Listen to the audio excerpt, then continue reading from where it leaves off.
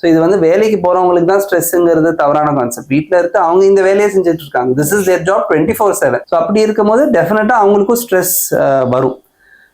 As family members first நம்ம அந்த women right ஒன்று, ரெண்டாவது அவங்கள சார்ந்த ஃபேமிலி. இப்போ நம்ம எல்லாருக்குமே family, we go back to a family.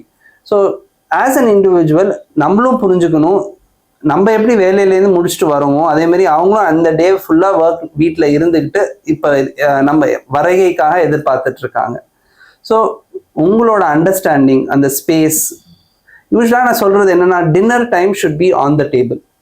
எல்லாரும் குடும்பத்தில் இருக்கிறவங்க எல்லாருமே ஒரு 1/2 மணி நேரம் சேர்ந்து உட்காந்து சாப்பிட்டு அன்னைக்கு நடந்த நிகழ்வுகளை பகிர்ந்துக்கிட்டு, குழந்தையிலேருந்து குடும்ப தலைவர் வரைக்கும் எல்லாருமே அவங்களோட டேவை ஷேர் பண்ணணும்.